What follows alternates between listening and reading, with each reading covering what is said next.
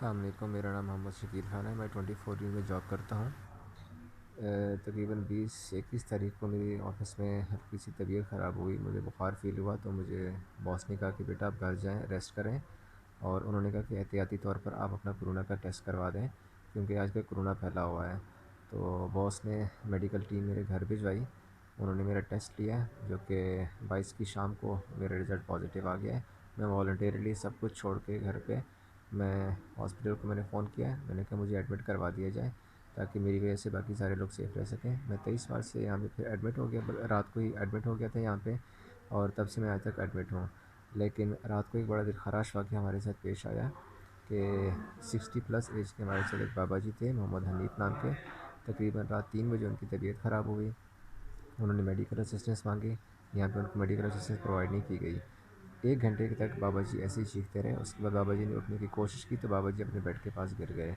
जब गिर गए तो उनको उठाने के लिए, क्योंकि हमें इजाज़त नहीं थी उनको टच करने की, हम उनको टच नहीं कर सकते थे। हमें फिर से फ़ोन मिलाना शुरू किए। मैंने भी फ़ोन किया बीच में, बाकी सारे पेशेंट फ़ोन कर रहे थे। मैंने कहा मैम काइंडली एक इंसानियत के नाते आप उनकी देखभाल के लिए प्लीज़ आ जाएँ। लेकिन उन्होंने सफाई वाले 2 बंदे भेजे। उन्होंने बाबा जी को उठा के बेड के साथ बांध दिया है। बांधने के बाद बाबा जी की दर्द में और ज़्यादा इजाफा हो गया उनको, क्योंकि सांस की तकलीफ़ थी। बजाय उनको वेंटिलेटर देने के, उनको बांध के रखा गया सुबह 10 बजे तक। बाबा जी पूरी रात चीखते रहे। हम जितने भी यहाँ पे मरीज़ हैं एक पल के लिए नहीं सो सके। सारे मरीज़ बड़े दर्द की हालत में हमने ये रात गुजारी है। सुबह 10 बजे नर्स आती है। बाबा ने कहा कि बेटा मेरा की कसूर है, मेरे से सिर्फ आप लोगों से मेडिकल मांगा था कि आप मेरी हेल्प कर लें, लेकिन आप लोगों ने मुझे बांध के रखा हुआ है। मुझे एक बार खोल दे कि मैं वॉशरूम जा सकूँ। नर्स आती है, उनके हाथ खोलती है। बाबा जी जैसे ही हल्का हल्का उठते हैं, जाते हैं अंदर वॉशरूम, तो बाबा जी की आवाज़ आना बंद हो जाती है अंदर से। हम बाहर ऑब्ज़र्व कर रहे थे कि बाबा जी अभी आएंगे। 5 मिनट गुजरते हैं।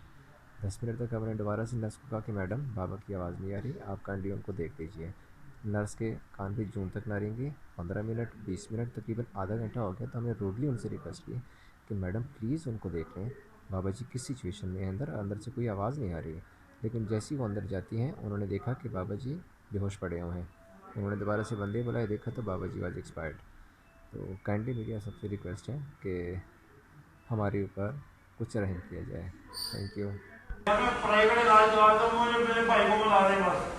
मैं जी नहीं अस्सलाम आया वालेकुम। चाहता। ये आप देख सकते हैं, ये पेशेंट है जिसके हाथ बंधे हुए हैं। ये इनके हाथ बंधे हैं, प्राइवेट बुला देता हूँ। इसके हाथ बांध के चले गए हैं कल रात से। तो बार बार आवाज बेचारे बुलाते चीख हैं रहे बस। हैं। वही है वही। है मुझे